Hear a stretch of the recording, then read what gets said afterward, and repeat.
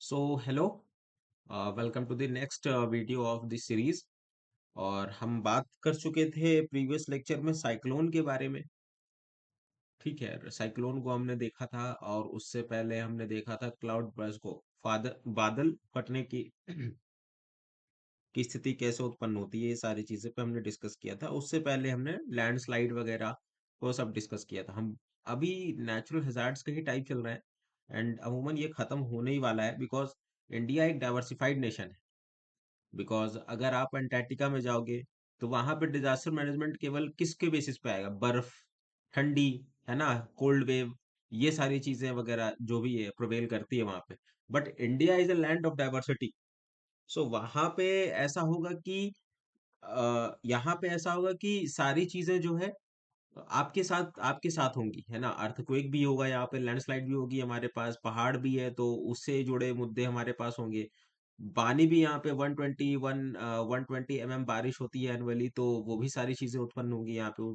Flood जैसी स्थिति, cyclone, storm, everything. So we have to cover everything related to the Indian context. So आज हम जो बात करने वाले हैं बच्चों, वो आज हम जो बात करने वाले हैं वो एक बहुत बड़ा टॉपिक है भारत देश के लिए, हमारे देश के लिए बहुत बड़ी समस्या है। मैं किसान बैकग्राउंड से आता हूँ, मेरे दादाजी किसान थे पहले। तो हमारी बहुत खेती होती थी, वो आए दिन सूखा होता रहता था, ड्रॉट जैसी स्थिति उत्पन्न होती थी। तो आइए जानते हैं उसको, थोड़ा सा समझते हैं कि ड्रॉट क्या है, कैसी चीजें होती हैं और ये इंडिया को कैसे अफेक्ट कर रहा है। ठीक है, how it's affecting drought. So let's. तो मेरी गुजारिश है आप सबसे कि आप सब जो है मेरे साथ साथ साइमल्टेनियसली, ठीक है, साइमल्टेनियसली आप लोग भी मेरे साथ जो है नोट्स प्रिपेयर करते रहें एंड ठीक है। तो इसके साथ काफी अच्छा रहेगा आप सबके लिए भी। ठीक है, तो what is a drought? Drought एक तरीके का शॉर्ट टर्म इवेंट होता है। ये हमने पहले भी स्लो ऑनसेट डिजास्टर है ये, है ना, short term, sorry, slow onset disaster. हमने प्रीवियस लेक्चर्स में हमने देखा था इसी पेड कोर्स के कंटेक्स्ट में कि स्लो ऑनसेट डिजास्टर और रैपिड ऑनसेट डिजास्टर, है ना, दो कंसेप्ट ऑफ डिजास्टर रहते हैं हमारे पास, स्लो ऑनसेट डिजास्टर और रैपिड ऑनसेट डिजास्टर। तो रैपिड ऑनसेट डिजास्टर मतलब जिसकी घटना का जो इफेक्ट है वो तुरंत होता है, मतलब कुछ भी है जो तुरंत हो रहा है, जैसे कि अर्थक्वेक, साइक्लोन, ये सारी चीजें तुरंत होती है, तुरंत हमें इसका इफेक्ट मिलता है। और स्लो ऑनसेट डिजास्टर क्या है? इसमें मंथ्स लग सकते हैं, ईयर्स लग सकते हैं, एक साथ आपको पता लगेगा नहीं कि ड्रॉट हो सकता है यहाँ पे, सुखाड़, है ना। ड्रॉट को हिंदी में क्या कहते हैं? सुखाड़। ठीक है, तो यूपी वाले हैं, आपको हिंदी तो आपको कम से कम आनी ही चाहिए, सुखाड़ ऐसे बोलते हैं इसको। ठीक है, तो slow onset disaster, rapid onset disaster, तो ये फर्क है। तो ड्रॉट क्या है? Drought is a slow onset disaster. ठीक है, तो let's write it down some points relating to it. So drought refers to a serious shortfall in availability of water, है ना। पानी की ना होने की स्थिति को क्या कहेंगे हम लोग? ड्रॉट ही तो कहेंगे, और क्या कहेंगे? ठीक है, मेनली, बट नॉट एक्सक्लूसिवली, ये मैंने नोट्स आप सबके लिए प्रिपेयर किए हैं, तो आई होप कि आप लोग इसको फायदा लें, है ना। Due to deficiency of, and trust me, जो इनसे पढ़ रहा है, आई डोंट थिंक कि डिजास्टर मैनेजमेंट में अब कुछ रहेगा। ठीक है, due to deficiency of rain, बारिश की कमी से, अफेक्टिंग एग्रीकल्चर, किसान, किसानी प्रभावित होती है इससे काफी। ठीक है, ड्रिंकिंग वाटर सप्लाई, पानी का वाटर लेवल रिड्यूस हो सकता है, drinking water supply, and industry, industry नहीं रन करेगी। ठीक है, जैसे कि मैं झारखंड से, अभी मैं झारखंड में रह रहा हूँ। यहाँ पे रांची में सुवर्ण रेखा रिवर नदी बहती है। कभी हुआ कि बारिश नहीं हो पाई है ना ठीक से, तो इसके जो फेरी फेरी इसके जो एडजेसेंट में इसके जो बैंक्स में जो इंडस्ट्री बनी है, तो वो नहीं फ्लरिश कर पाई। जैसे कि आटे का मिल हो गया, ये सब सारी चीज होगी, तो वो सब नहीं, राइस मिल हो गया, है ना। तो इन सबको पानी चाहिए, तो पानी नहीं रहेगा तो ये सब इंडस्ट्री चल ही नहीं पाएंगी। तो ये सारी चीजें, है ना। तो it is slow onset disaster, है ना, जो पहले मैं बता चुका हूँ स्लो ऑनसेट डिजास्टर है, तो ये सारी चीजें ठीक है। तो अब हम बात करेंगे ड्रॉट के बारे में, हमने बात कर ली क्या है, अब हम बात करेंगे टाइप्स ऑफ ड्रॉट। बहुत इंपॉर्टेंट है, बहुत बहुत इंपॉर्टेंट लेक्चर है। टाइप्स ऑफ ड्रॉट्स कितने तरह के होते हैं। Please excuse me for my handwriting dear. Meteorological, है ना, मीटरोलॉजिकल ड्रॉट, एक एक करके सारे के बारे में हम बात करेंगे। तो मीटरोलॉजिकल ड्रॉट क्या है। मीटरोलॉजिकल ड्रॉट, चुपचाप पहले इसकी डेफिनेशन लिखते हैं। When there is a prolonged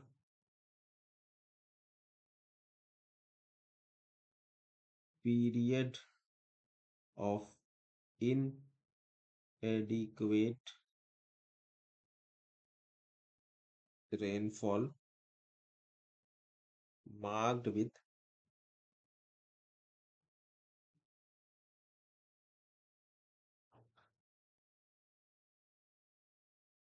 maldistribution of the same over time and space। ये एक जरूरी इंपॉर्टेंट पॉइंट इसमें, rainfall less than 90% of average is categorized as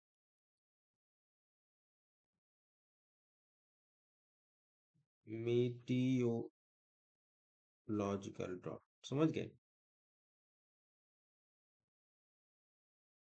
so when there is a prolonged period of, है ना, लंबे अवधि तक, है ना, लंबे अवधि तक prolong period of इनएडिक्वेट rainfall marked with मल डिस्ट्रीब्यूशन, मतलब एक जगह अगर कोई एक, सपोज इतना बड़ा आपका स्टेट है सपोज, ठीक है, या फिर इतना बड़ा कोई एरिया है आपका, यहाँ बारिश ज्यादा हो रही, यहाँ कम हो रही है, और ये लंबे समय तक हो रहा है because of the some metre, भूगोलीय कारण, क्या कारण है ना, जो मीटरोलॉजिकल फैक्टर्स है, तो उसके तहत, है ना, तो उसके कारण मीटरोलॉजिकल ड्रॉट होता है। और टेक्निकली देखा जाए तो क्या है meteorological drought, rainfall less than 90% of average. Suppose average rainfall कितना होता है हमारे पास देश में, 120 mm। अब 120 mm की जो डेप्थ है, इसका अगर 90% कम कर दें, तो अगर 90% से भी कम इसका अगर रेनफॉल होती है, तो उसको हम लोग कंसिडर करते हैं मीटरोलॉजिकल ड्रॉट में। तो आई होप कि ये क्लियर हो गया है। अगला पॉइंट, अगले ड्रॉट की तो और बढ़ते हैं, agricultural drought. Agricultural, agricultural drought क्या है ये।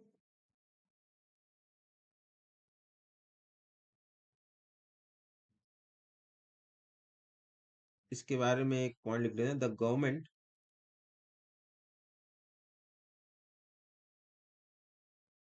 इसमें क्या होगा,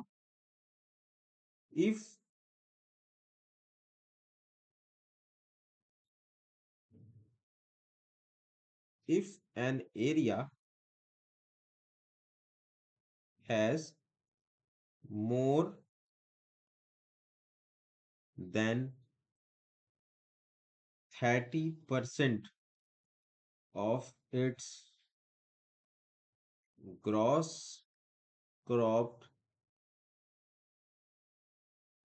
area under irrigation,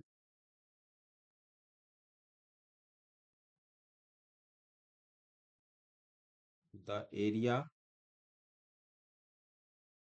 is excluded, अभी बताता हूँ आप लोग को, the area is excluded from the drought prone category. इसका रिवर्स फॉर डेफिनेशन हमें एग्रीकल्चरल ड्रॉट के बारे में बताएगा। क्या है ये?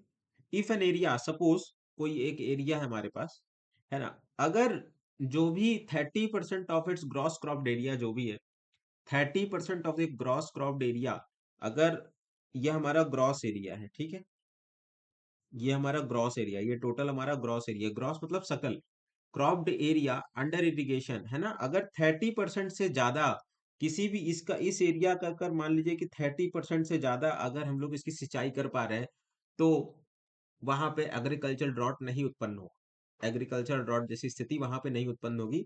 इसके रिवर्स पे जाए तो हम एग्रीकल्चर ड्रॉट की वैल्यू समझ में आएगी कि अगर किसी भी ग्रॉस एरिया का 30% से भी कम सिंचाई हो पा रही है, अगर किसी जमीन में 30% से कम सिंचाई हो पा रही है, तो वहां पर एग्रीकल्चरल ड्रॉट जैसी स्थिति उत्पन्न हो जाएगी। ठीक है, तो इसमें और एक पॉइंट आप ऐड कर लीजिए, जो मैं डेफिनेशन बोला हूँ आपको समझ में आ गया होगा कि ग्रॉस एरिया का कोई एक एरिया है और उस एरिया का 30% एरिया से भी कम हम सिंचाई कर पा रहे हैं, तो वहां पे एग्रीकल्चरल ड्रॉट जैसी स्थिति उत्पन्न होने के संभव है ना, चांसेस है। तो it is characterized by,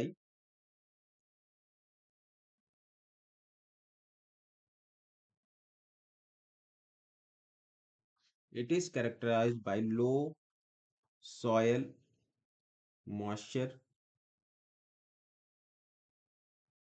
that is necessary to support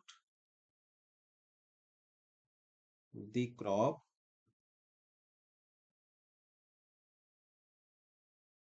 thereby resulting in crop failures।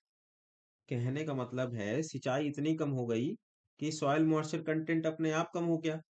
अगर सॉइल मॉइस्चर कंटेंट हो जाएगा तो क्रॉप्स कैसे ग्रो ऑफ करेंगे? ठीक है, तो कहने का मतलब ये है कि अगर सिंचाई अगर 30% से कम हो रही है किसी जमीन पर, तो वहां पर एग्रीकल्चर ड्रॉट जैसी स्थिति होने के अच्छे चांसेस है। तीसरे ड्रॉट की हम बात करते हैं, hydrological drought. Hydrological drought,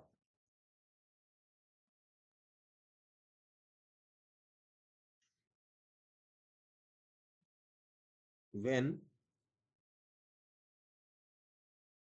the availability of water in different storages and reservoirs like aquifers, lakes, reservoirs, etc. fall falls below what the precipitation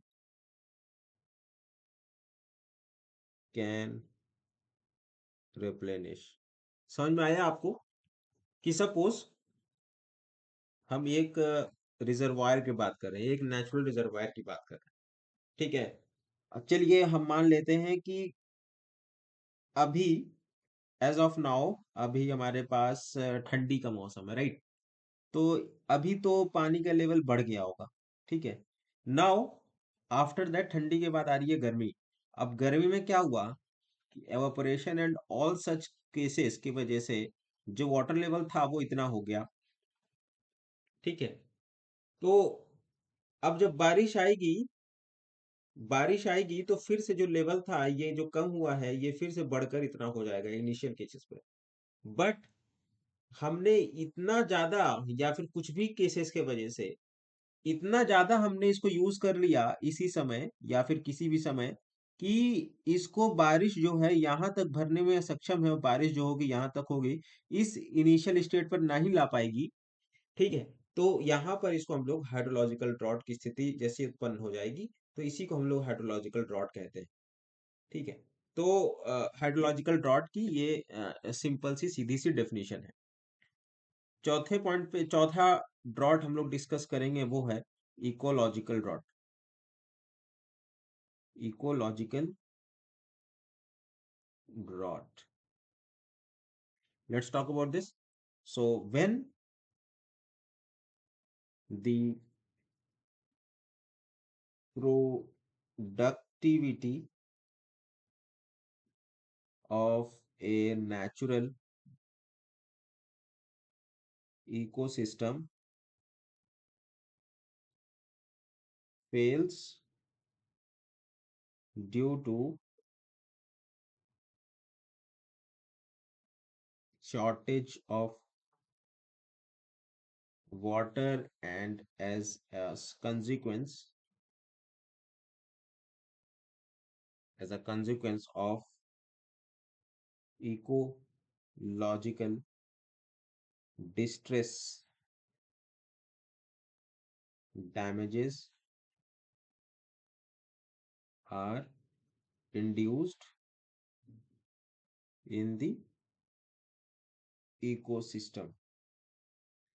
so when the productivity of a natural ecosystem fails, है ना, अगर कोई एक ecosystem की हम बात कर रहे हैं, वहां पर जो प्रोडक्टिविटी है, जो उसकी उत्पादकता है, वो कम हो जाए बिकॉज शॉर्टेज, पानी की कमी से, as a consequence of ecological distress या डैमेजेस की वजह से पेड़ कट गए, पेड़ सूखे हो गए, और पेड़ कटने और सूखने की वजह से वहां बारिश कम हो गई, और उसके बाद क्या हुआ कि अब पानी हो गई, पानी की कमी हो गई। सपोज अब मान लीजिए कि इकोलॉजिकल डॉट, अभी हम बात कर रहे हैं, चलिए, अमेरिका में जो भी जंगलों में आग लगी है, ठीक है, हर साल वहां पे वहां पे फायर, मैंने फायर जो होती है, फॉरेस्ट फायर बहुत बड़ी समस्या है वहां पर।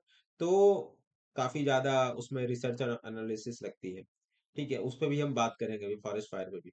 तो इकोलॉजिकल ड्रॉट जो है क्या करता है कि सपोज मान लीजिए कि यहाँ जंगल में आग लग गई, और जंगल में जो पेड़ थे, बहुत भारी मात्रा में पेड़ थे, है ना, भारी मात्रा में पेड़ थे, ये सब जल गए, जल के राख हो गए। अब इनकी वजह से क्या होगा, कल को बारिश की कमी हो जाएगी, यहाँ पे जो भी बारिश नहीं आ पा रही थी, तो बारिश की जो कमी हो गई, अब बारिश की कमी होने की वजह से क्या हो, प्रोडक्टिविटी कम हुई।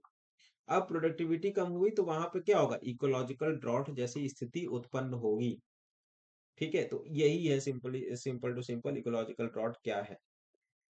ठीक है, तो ये आप सबके समक्ष चार तरीके के इकोलॉजिकल ड्रॉट है ना। आई होप कि आप लोग प्रीवियस अपना लेक्चर रिवाइज कर रहे होंगे। तो अब बात करते हैं, चलिए, कि कॉजेज ऑफ ड्रॉट क्या है, what are the various causes of drought. कुछ तो आप ही लोग बता देंगे। पहला तो पानी की कमी, causes of causes of drought. ठीक है, तो ड्रॉट तो सभी को पता है, it drought results from a long continued dry weather and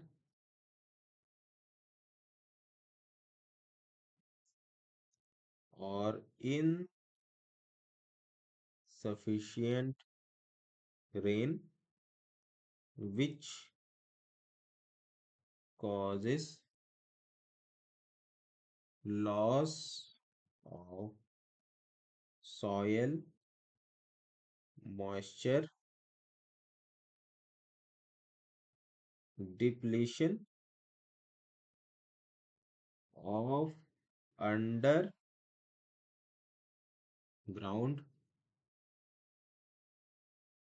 water supply, and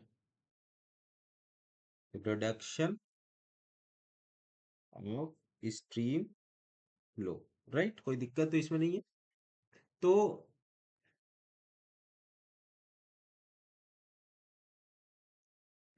पहला क्या है, पहला कारण क्या है?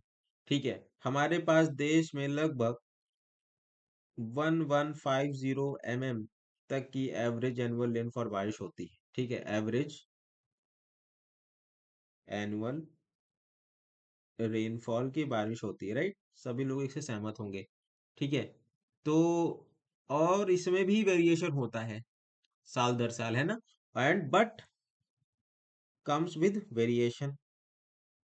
हम बात कर रहे हैं कि ड्रॉट के क्या क्या कारण होते हैं। Comes with variable variations.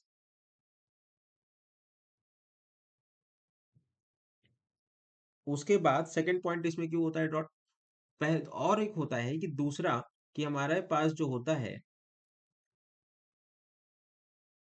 जैसे कि साउथ, मतलब कि आप समझ लीजिए कि अनइवन बारिश होती है, अनइवन रेनफॉल अकर्स, है ना? आपको ज्यादा ज्योग्राफी में नहीं जानना है कि साउथ वेस्ट मानसून में ज्यादातर बारिश होती है एंड ऑल, तो यहाँ पे अनइवन रेनफॉल होता है, तीसरा पॉइंट। ठीक है, और उसके बाद क्या होता है, और के कारण है, पर capita water availability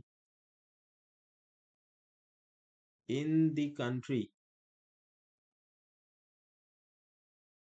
is steadily up declined.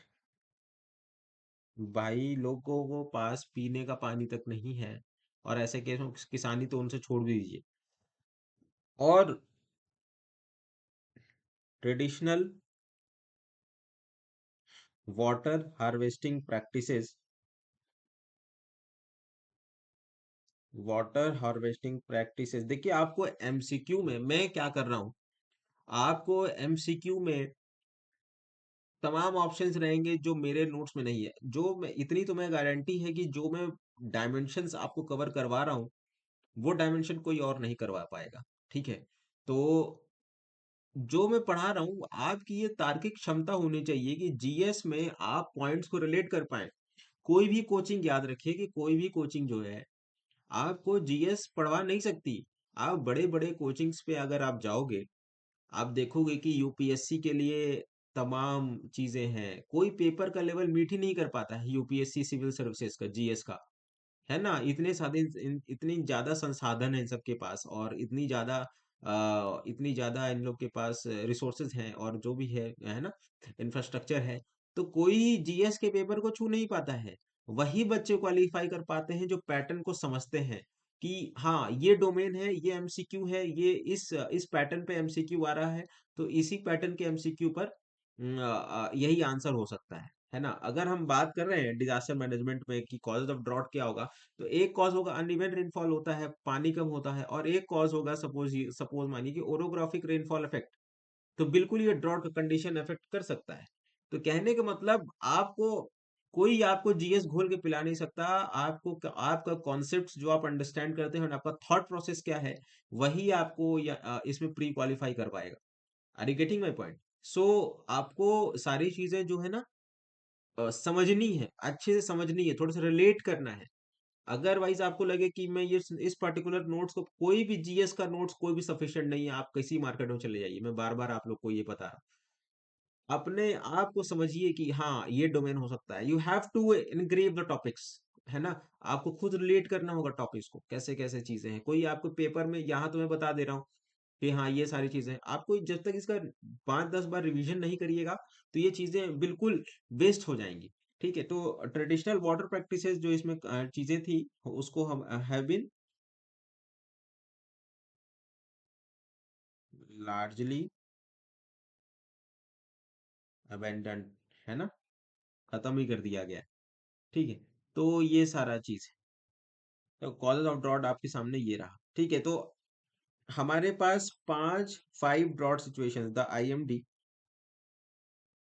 Indian meteorological department, recognizes 5 drought situations.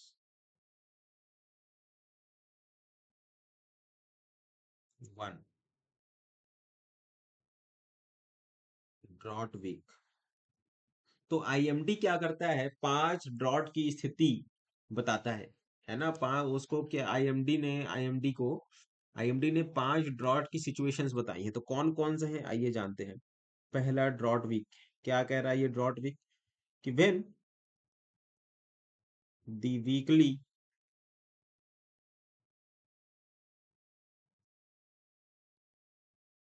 Rainfall is less than half of the normal. जब ड्रॉट वीक क्या है, जब वीकली रेनफॉल मान लीजिए कि 100 होने वाला है, ठीक है, जब 100 वीकली रेनफॉल होने वाला है और इसका हाफ से कम 50, तो अगर 50 से भी कम, 50 से यूनिट से भी कम अगर रेनफॉल होती है, तो वहां पर उसको हम लोग क्या करेंगे, क्या कहेंगे, ड्रॉट वीक कहेंगे। Understood. Now agricultural drought, agricultural drought, don't confuse it with the type of droughts. Okay, ये 5 ड्रॉट की स्थितियां हैं जो कि आईएमडी डिग्निफाई करती है, ठीक है। तो when 4 drought weeks occur consequently, consecutively during mid June to September. समझ में आ गया। ड्रॉट वीक के बारे में हमने बताया कि ड्रॉट वीक क्या है। ड्रॉट वीक आपके सामने ऊपर मैंने बताया, अगर 4 ड्रॉट वीक लगातार आपके सामने आने लगे, 4 ड्रॉट वीक आपके सामने लगातार आने लगे, है ना, मिड जून से लेकर सितंबर तक, उसको हम लोग एग्रीकल्चरल ड्रॉट कहेंगे आईएमडी की भाषा में। तीसरा हमारे पास है सीजनल ड्रॉट।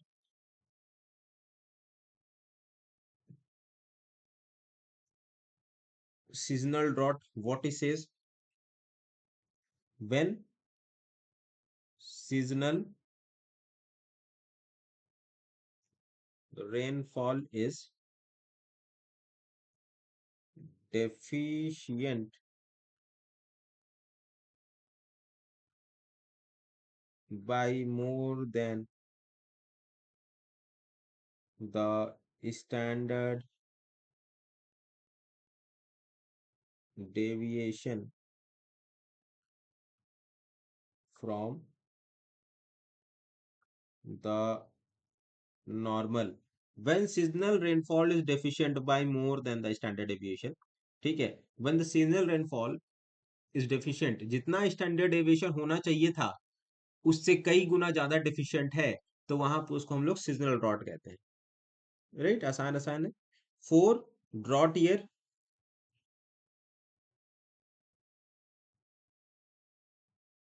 ड्रॉट ईयर क्या है, when annual rainfall is deficient by 20% of normal और मोर। नाउ सपोज, अगर हम सपोज बोलना चाहें कि 2024 ड्रॉट ईयर रहा, सपोज ऐसा हुआ नहीं है, ठीक है, तो इसमें क्या हो रहा है कि हमारे देश का मान लीजिए कि 120%, अगर 120 का 20% से कम बारिश होती है ना, जब एनुअल रेनफॉल कम होती है, तो उसको हम लोग ड्रॉट ईयर के रूप में मानेंगे, ठीक है। पांचवा, severe drought year, severe drought year क्या कह रहा है, when annual rainfall is deficient by 25 to 40% of normal or more, when annual rainfall is deficient by 25 to 40% of normal or more, ठीक है। तो ये सीवियर ड्रॉट ईयर हो गए। तो ये 5 तरह के आईएमडी ने ड्रॉट सिचुएशंस बताए हैं, जिसका जो आपकी आपको याद होना चाहिए। बस आप लोग ये याद रखिए कि एग्रीकल्चर ड्रॉट को आप लोग कंफ्यूज ना करें टाइप्स ऑफ ड्रॉट में। टाइप्स ऑफ ड्रॉट्स हमने बताया है कि meteorological drought, agricultural drought, hydrological drought and ecological drought. तो ये 4 तरीके के ड्रॉट्स होते हैं, और ये टाइप्स ऑफ है ना। तो ये सारी चीजें बताई गई है। ये तो सारी बात हुई अब तक जो हमने ज्ञान बांटा, तो वो तो ड्रॉट के ही ऊपर थी कि ड्रॉट क्या होता है, टाइप्स ऑफ ड्रॉट कितने हुए। ठीक है, टाइप्स ऑफ ड्रॉट कितने हुए, टाइप्स ऑफ ड्रॉट कितने हुए, agricultural drought, hydrological drought, ecological drought, cause of drought क्या है, उनके बारे में बात करी। आईएमडी रिकॉग्नाइजेस 5 ड्रॉट सिचुएशंस, है ना। Drought week, agricultural drought, seasonal drought, drought year and severe drought year. Now coming to the next topic. अब हम लोग बात करेंगे कि रिस्क क्या है हमारे देश में। रिस्क क्या है, सुखाड़ का खतरा क्या है, risk of drought in India, risk of drought in India. So let's write in India around 68% of the country is prone to drought in varying degrees. 35% which receives rainfall between 750 mm and 1125 mm is considered drought prone, while 33%, ये बस एक general outlook है कि हाँ, स्थिति गंभीर है। Receiving less than 750 mm is chronically drought prone. सो एक बहुत जरूरी पॉइंट मैं आप सबके लिए लिखवाना चाहूंगा कि ये आएगा एग्जाम में पक्का। Recently NITI Aayog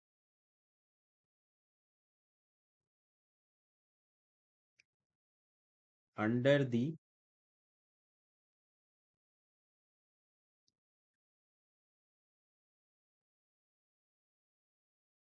composite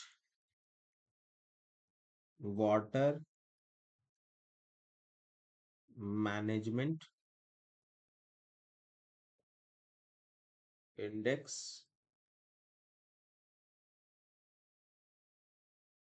report highlighted that about 2 lakh people die in India every year due to inadequate water and sanitation। तो स्थिति बहुत गंभीर है। ठीक है, it states that the 6% of GDP will be lost by 2050 due to water crisis। सो आप समझ जाओ कि कितनी स्थिति गंभीर है। आपको लगता होगा कि आपके पास पीने के लिए पानी है। ठीक है, आपको लगता होगा कि आपके पास पीने के लिए पानी है, बट असल में आप देख लो कि 2050 तक 6% हमारे देश की जीडीपी खत्म हो जाएगी by 20% due to water crisis की वजह से। तो ये जो नीति आयोग की तरफ से under the composite water management index report है ना, तो इसमें हाईलाइट किया गया है कि अबाउट हर साल जो है, एवरी ईयर हर साल जो है 2 लाख लोग मर जाते हैं due to inadequate water and sanitation. ठीक है, तो composite water management index CWMI, don't forget, very important terminology for you all, CWMI is very important. Okay, तो ये सारी चीजें हैं कि बहुत जरूरी है आप सबके लिए। तो एक और इसमें मैं करवाना चाहूंगा कि approximately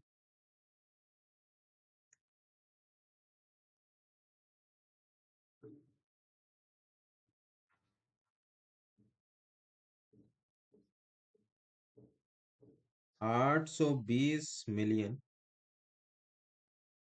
people in India living in 12 river basin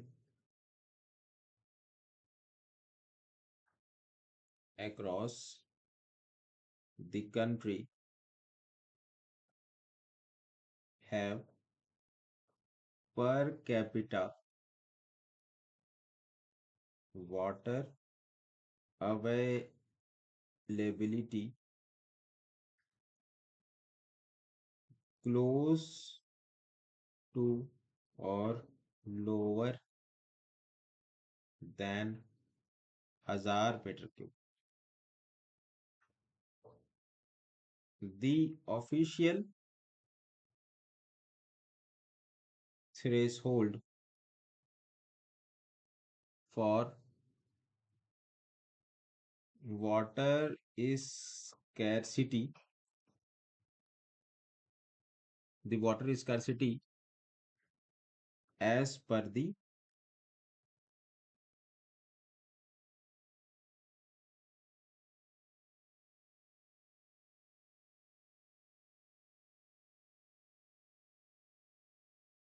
एक बहुत जरूरी पॉइंट यहाँ पर, फाल्कन मार्क इंडेक्स।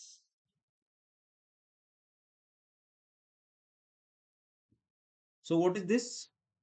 तो approximately 820 million people in India living in 12 river basins across the country have per capita water availability close to और lower than 1000 metre cube.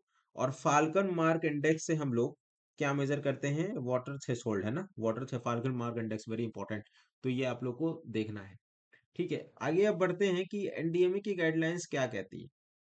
अच्छा, इसके बाद हम लोग इसमें 3 तरह की स्थिति को हम लोग डिवाइड कर देते हैं, है ना। इंडिया के जो रीजन्स हैं उनको 3 तरह के, India can be divided into 3 regions. क्योंकि ड्रॉट काफी बड़ा है, ड्रॉट की समस्या हमारे देश में काफी बड़ी है। ठीक है, हमारे देश में एज पर सेंसस 2011, है ना, 2011, तो हमारे पास देश में 68% लोग एग्रीकल्चरल पृष्ठभूमि से आते हैं। तो कहने का मतलब कि हमारे देश में ड्रॉट की स्थिति बहुत उत्पन्न है, तो इसीलिए इसको डिटेल में भी कवर करना बहुत आसान है, और खासकर यूपी के लिए ये टॉपिक अभी तो पता नहीं है कि कितना वेटेज हो पाएगा, उसने तो 22 सब्जेक्ट्स की लिस्ट मेंटेन कर दी है। अब वाटर स्कार्सिटी पता चला, ड्रॉट से 2-3 क्वेश्चन आ गए, तो it's all important to cover all those top points very diverse in very diversified manner. ठीक है, तो India can be divided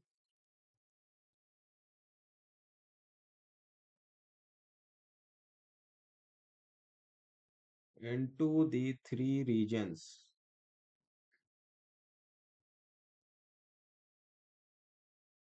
extreme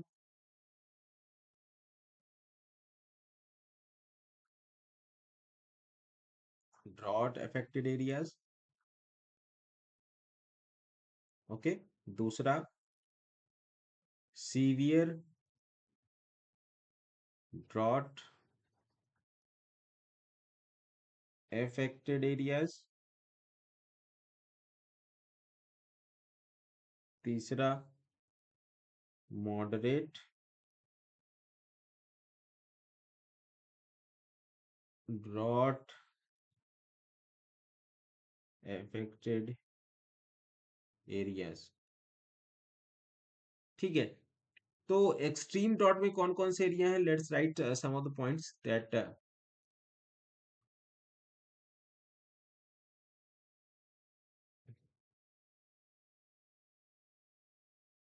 मरुस्थली and Kutch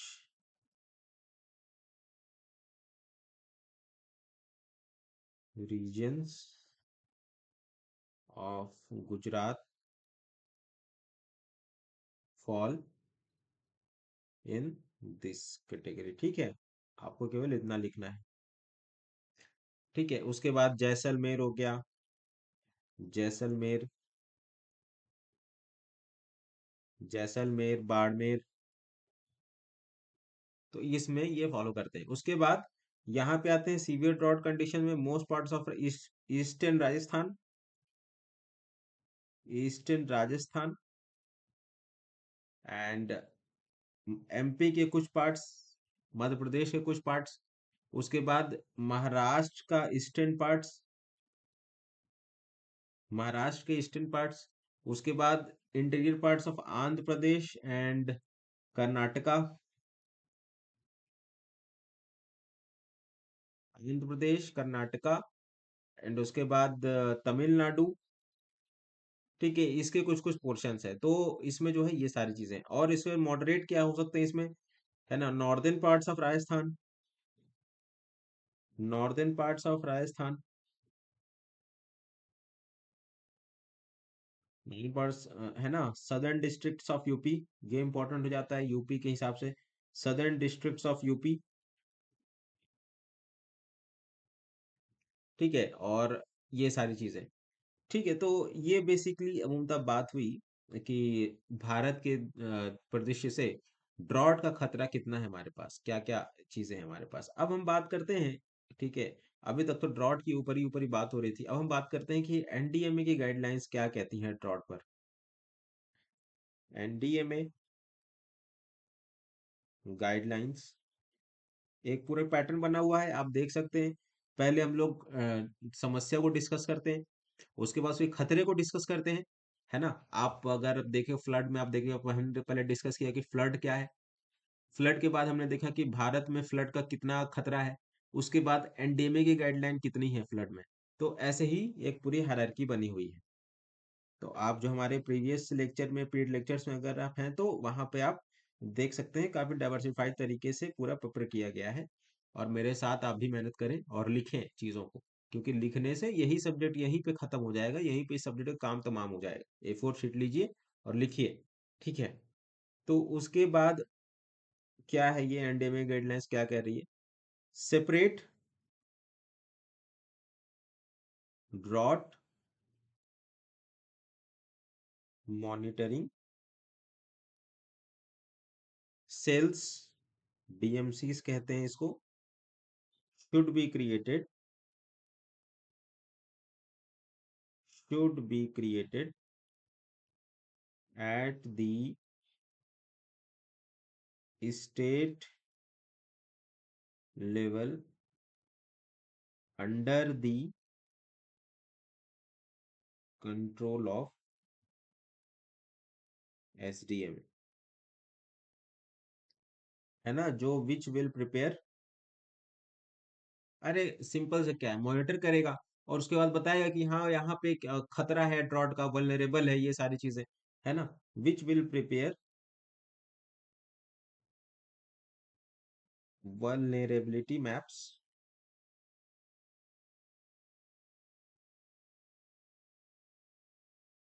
in collaboration with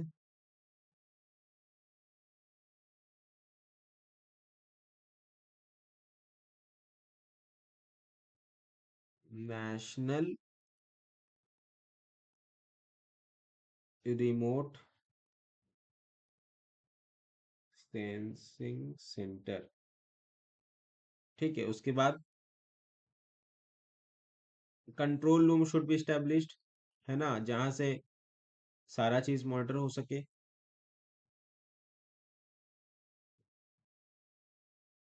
control room should be established, ठीक है, for drought management. कैसे कैसे उसका शमन किया जाए, पानी का प्रवाह, अगर मान लीजिए फॉर ड्रॉट मैनेजमेंट, पानी का प्रवाह किस दिशा में, अगर एक मान लीजिए यहाँ पर पावर हाउस है, यहाँ पे वाटर पंप है, और एक ही दिशा में अगर वो हर दिन चौबीसों घंटे पानी दे, और इस तरफ ना दे, इस तरफ ना दे, इस तरफ ना दे, तो यहाँ पे इस रीजन में तो ड्रॉट आ जाएगी, इस रीजन में भी ड्रॉट आ जाएगी, इस रीजन में भी ड्रॉट आ जाएगी। ठीक है। तो कंट्रोल रूम एक होना चाहिए कि वो जो ऑब्जर्व करे कि कहाँ कहाँ किस दिन रेगुलर रेगुलर इंटरवल पर पानी दिया जाए। ये जुरिस्डिक्शन जो होता है, ये उस स्टेट के, उस डिस्ट्रिक्ट के, कभी अगर डैम खोलना होता है तो वहाँ के डिस्ट्रिक्ट कलेक्टर से परमिशन लेनी होती है। जो आप लोग होंगे, एई वगैरह होंगे, वो एई बोलेंगे कि मैम यहाँ पे पानी, या मैम सर यहाँ पे पानी की जरूरत है, तो क्या हम डैम खोल सकते हैं, ओपन कर सकते हैं, ऐसी सारी चीजें। तो वो उसके बाद डीएम साइन करके देंगे, तभी आप गेट खोलेंगे, अदरवाइज वो वाटर डिस्प्यूट हो जाता है, इंटर स्टेट वाटर डिस्प्यूट। ठीक है। तो ये सारी चीजें कंट्रोल रूम है ना।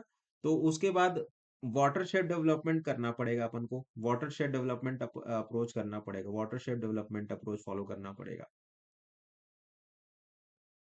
ठीक है, ज्यादा इसमें डिटेल में जाने की जरूरत नहीं है, वाटरशेड डेवलपमेंट अप्रोच। उसके बाद क्लाउड सीडिंग, देखते हैं, आर्टिफिशियल बारिश होती है, cloud seeding policy should implement.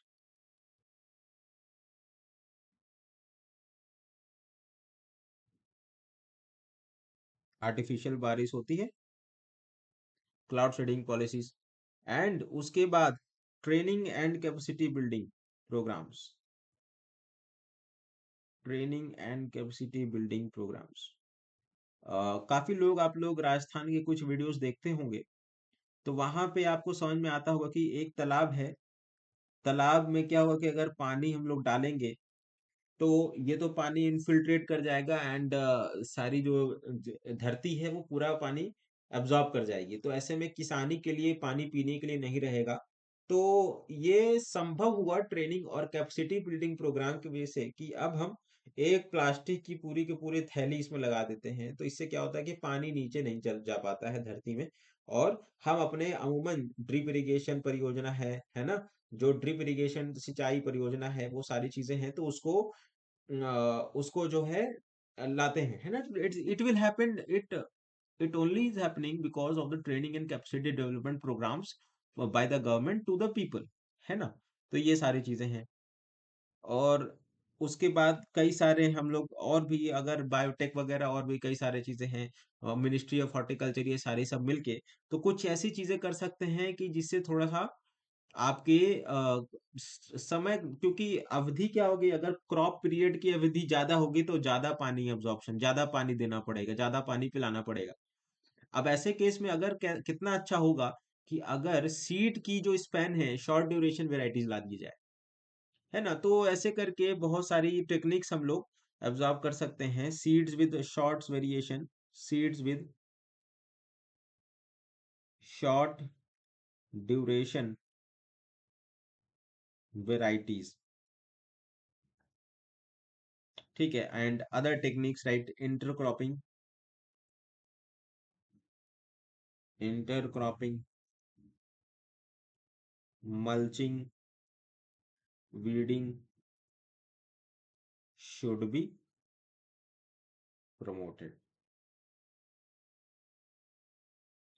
काफी अच्छे से हमने बात करा है कि क्या क्या चीजें हैं और क्या क्या होना चाहिए।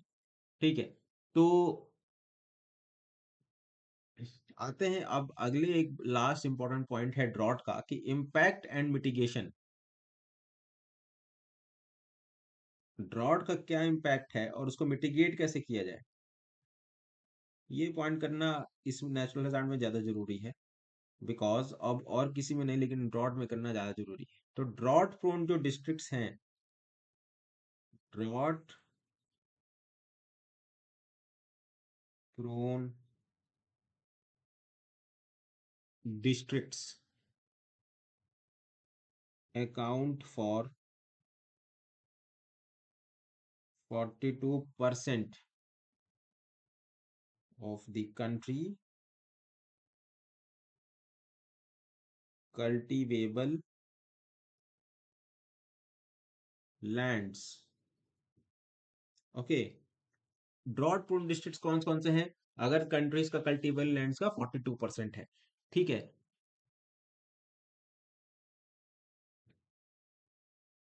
और इससे क्या हो गया है कि इस चीज की वजह से, ड्रॉट, सीवियर ड्रॉट की वजह से जो एग्रीकल्चरल प्रोडक्शन है, एग्रीकल्चरल प्रोडक्शन है वो 20 से 40% तक कम हो गई है। 20 से 40% तक कम हो गई है agriculture production because of drought. So in the early, इसके लिए क्या किया गया इसको शमन करने के लिए? In the early 1970s the drought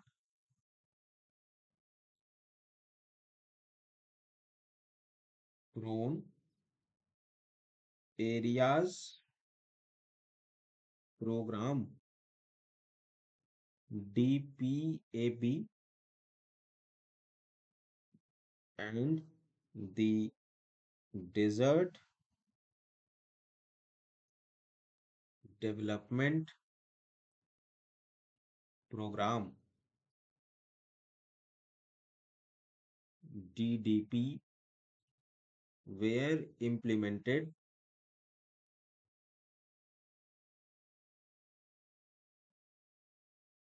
ठीक है, तो किसके लिए इम्प्लीमेंट किया गया? ताकि हम जंगलों को फिर से रिवाइव कर पाए। ठीक है, और इसके साथ NWDPRA, NWD, don't forget each and everything is important here, बहुत बहुत NWDPRA, क्योंकि पॉलिसी से रिलेटेड ऐसे पॉइंट होते हैं कि आपके एमसीक्यू में आ जाएंगे तो आप पकड़ नहीं पाएंगे, तो आपको पॉलिसीज को अच्छे से जानना होगा। और watershed, WDPSC, WD WDPSC, watershed development programme for shifting cultivation, और इसका ये हो गया। और NWD का हो गया national watershed development programme for rainfed areas, है ना। तो इसमें क्या हो गया कि हम लोग चीजों को कंट्रोल किया, अपनी पद्धति को स्ट्रॉन्ग करने के लिए ये सारी चीजें हम लोग लाते हैं। उसके बाद हम लोग ड्रॉट मिटिगेशन एफर्ट कर सकते हैं कि बेटर मॉनसून फोरकास्ट आए हमारे पास, better monsoon forecast and promotion of other drought,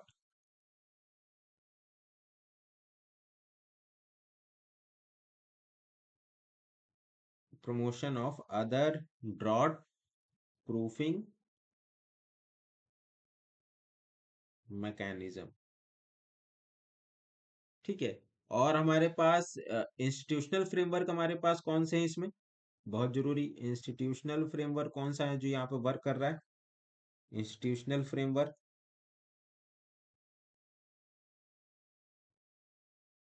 क्या है यहाँ पर? मिनिस्ट्री ऑफ एग्रीकल्चर,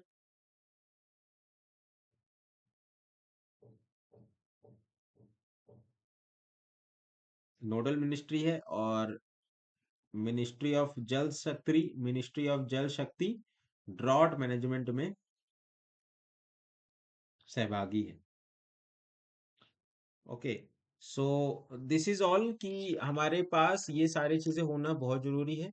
और national water budget, national water budget भी हमारे पास होता है, ताकि कहाँ किसको कितना पानी देना है, ये सारी चीजें भी हम लोग इसमें वो बांधते हैं, रखते हैं, मेंटेन करते हैं।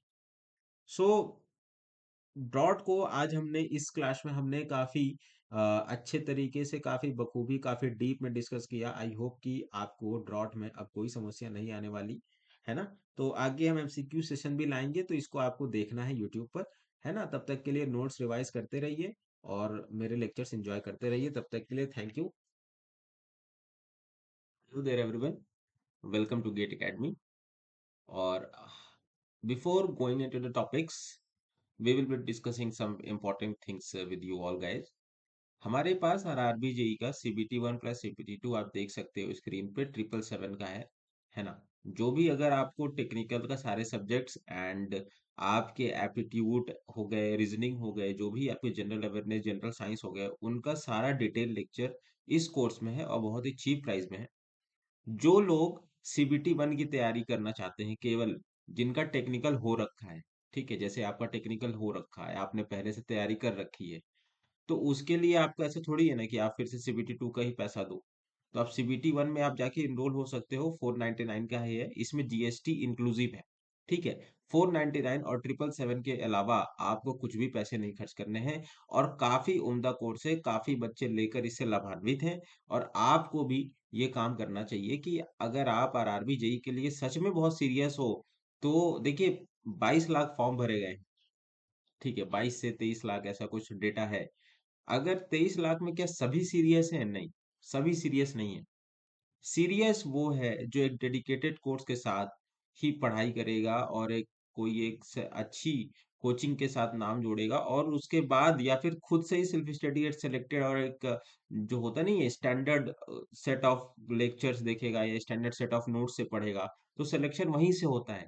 ये यूट्यूब में इधर उधर बफर करने से, इधर उधर जंप आउट करने से कभी भी सिलेक्शन नहीं होगा। इस बात को आप लोग जानते होंगे अच्छे से, और नहीं जानते तो समझ लीजिए। तो सीबीटी टू में हमारे पास सारे टेक्निकल सब्जेक्ट्स हैं, सिविल, इलेक्ट्रिकल, मैकेनिकल, है ना। सारा सारा सब्जेक्ट का बहुत ब्रीफली कवर्ड है, बहुत सारे लेक्चर्स हैं। आपको जो देखना, हमारे पास दो सेक्शन है, एक प्रेफर्ड सेक्शन है, एक सेकंड ऑप्शन है। तो प्रेफर्ड सेक्शन में ऐसा है कि हमारे पास जो बच्चों को ज्यादा प्रेफर्ड है, जो बच्चों को ज्यादा समझ में आया, वैसे भी लेक्चर्स हैं। और कुछ जो सेकंड ऑप्शन है वो भी प्रेफर कर सकते हैं। रीजनिंग की सारी डिलीट क्लास अवेलेबल है हमारे पास, और समय समय पर करंट अफेयर्स भी हम अपडेट करते रहें।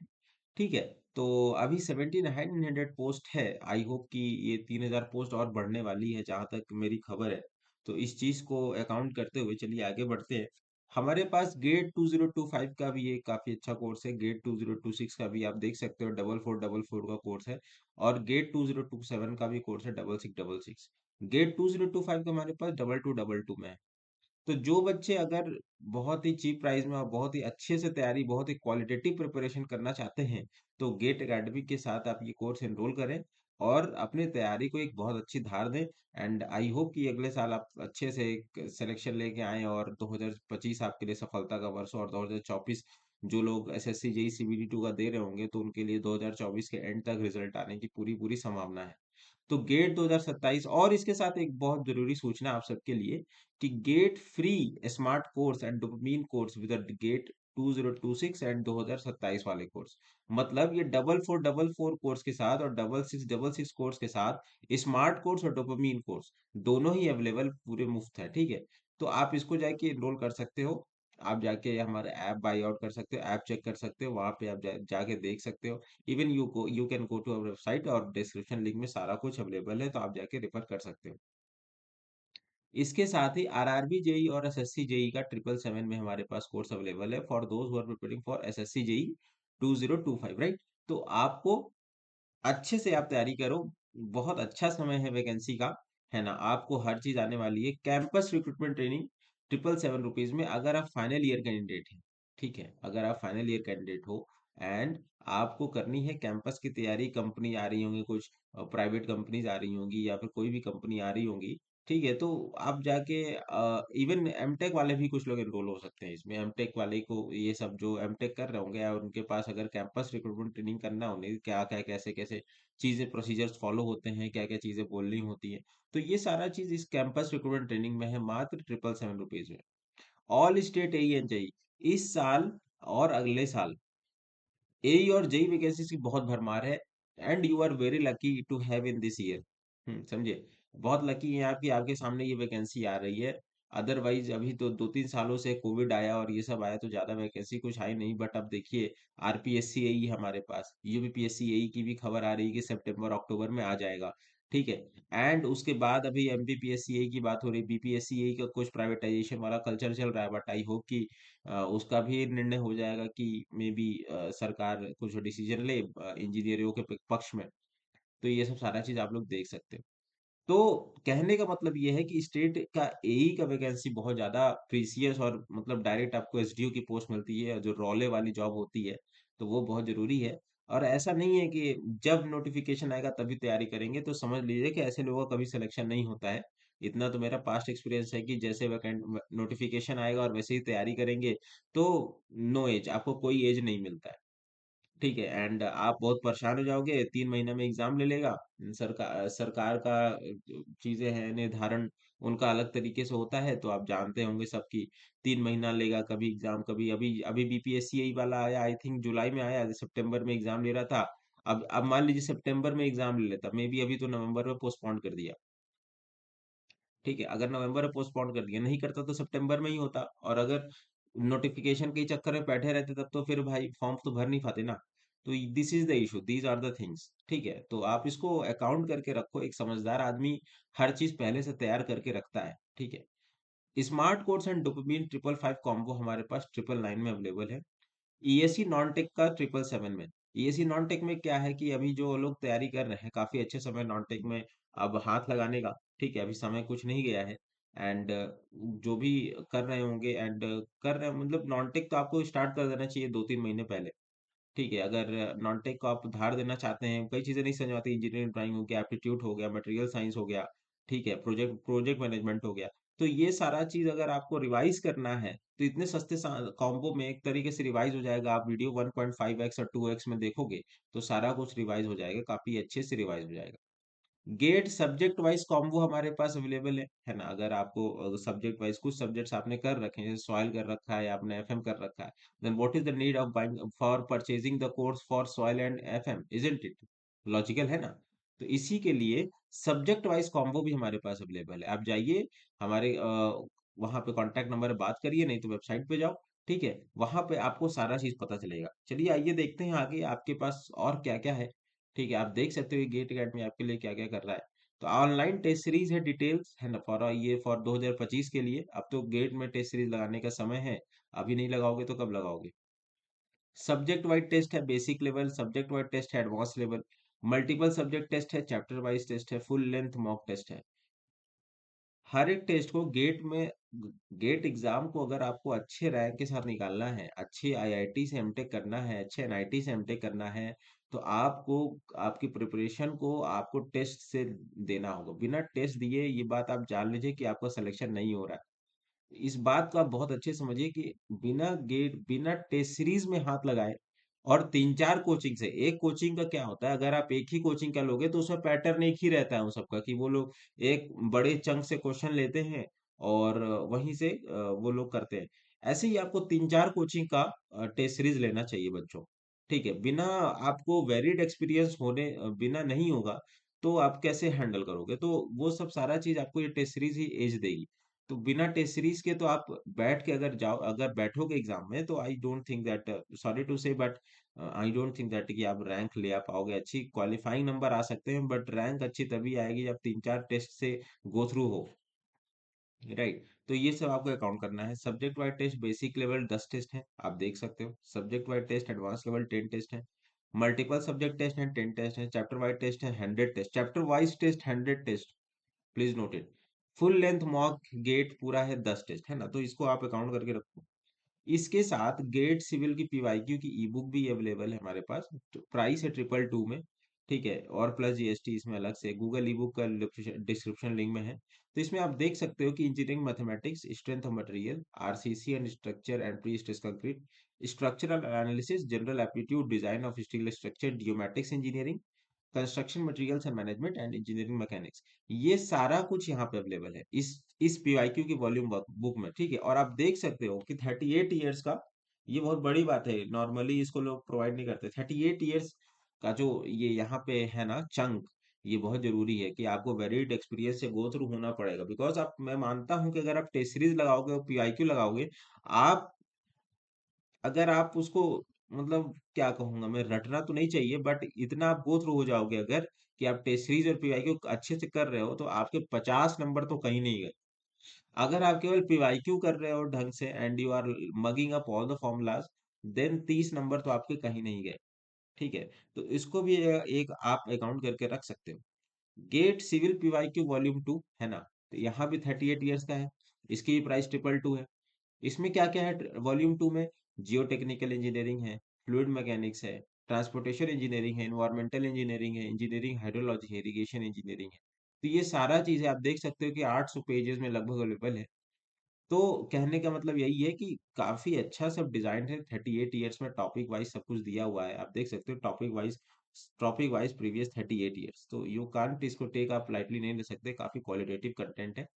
इसी के साथ जनरल एप्टीट्यूड, एप्टीट्यूड और मैथमेटिक्स से क्या कहा जाए बच्चों? अगर आप numerical ability, logical reasoning, verbal ability, special aptitude ये सारी चीज कर रहे हैं एंड इसके साथ आप मैथमेटिक्स भी कर रहे हो साथ में, तो 30 नंबर तो आपका कहीं नहीं गए। एक तो पीवाईक्यू लगा लोगे, और केवल पीवाईक्यू अगर लगा रहे हो तो 30, अगर mathematics aptitude plus civil engineering का ये जो दो पीवाईक्यू लगा लिए, तो हमको नहीं लगता कि 45 नंबर आपके कहीं गए हैं। मैं एकदम रॉ फैक्ट बता रहा हूँ, ठीक है। काफी तैयारी किया हूँ मैं भी, और तो मैं जानता हूँ कि इसमें क्या क्या चीजें होती है। अगर आप इतना कर रहे हो तो बहुत है। तो ठीक है फिर, चलिए बढ़ते हैं आगे के सेशन की ओर।